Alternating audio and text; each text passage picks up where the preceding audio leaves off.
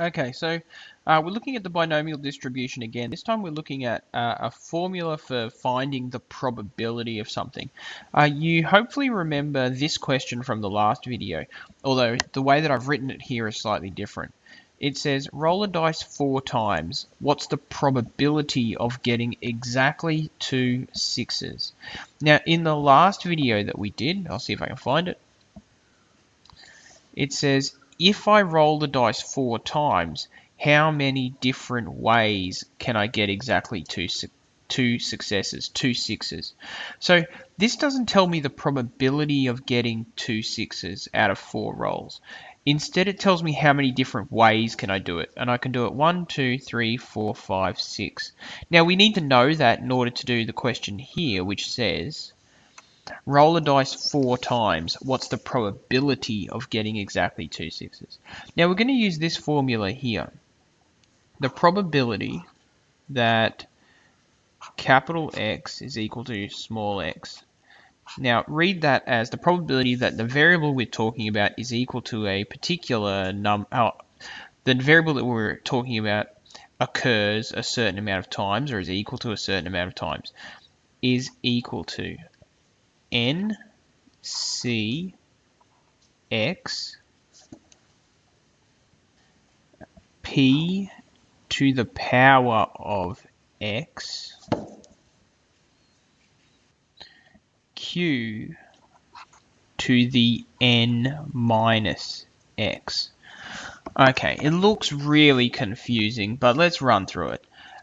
What we're saying is the probability that the variable in question, in this case the successes, the sixes, is equal to, and we want to get exactly 2. So the probability that x is equal to 2, so the number of times it happens is 2. That's not a 2 appears on the dice, that's the probability that a 6 appears twice, is equal to the number of trials, 4, combination 2. Okay, so from 4 trials 2, which is what we learned about in the last video, we can just type that into our calculator or look it up on Pascal's triangle. P is the probability of success. Now the probability, I'll write that here. P equals probability of success. Okay, so in this case, if P is the probability of success, and success is rolling a 6, then the probability of success is 1 in 6. Just put that in brackets. Okay, so NCX, the probability of success is 1 over 6, and then we're raising it to the power of however many successes we want. We want 2 successes. Now Q is the probability of failure. Now the probability of failure in this case is not a 6. So if the probability of a 6 is 1 in 6, the probability of success, if the probability of success is 1 in 6, then the probability of failure must be 1 minus 1 in 6, which is 5 in 6.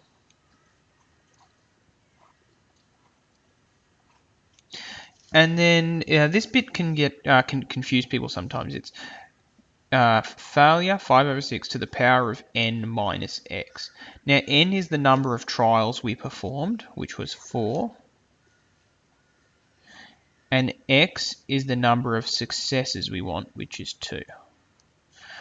Okay, so rewriting it all again. 4 combination 2.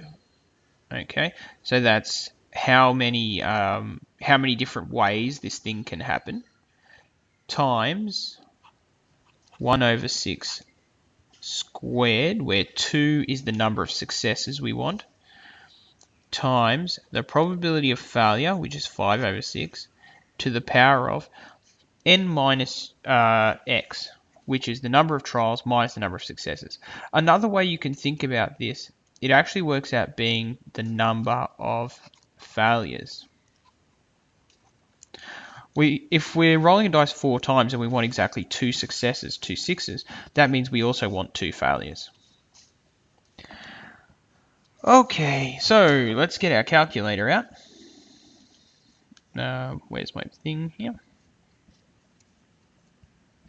Come over here, calculator. Why won't it move over? Okay, here we go. Okay, moving the calculator over. Now remember that, I'll just move back to the first page. If we want to do 4C2, we do option, probability, 4C2. We get an answer of 6 here. Now we're going to multiply that by 1 over 6 squared. You can do that on your calculator, but it's going to end up being 1 over 36. And then it's going to be 5 over 6 squared. Now again, you can do that on your calculator, but it's going to be 25 over 36. You could also just type this entire thing into your calculator and it's probably going to pop out with an answer. Okay, so looking at my calculator, you guys can do this faster than I can. 6 times 1 divided by 36 times 25 divided by 36.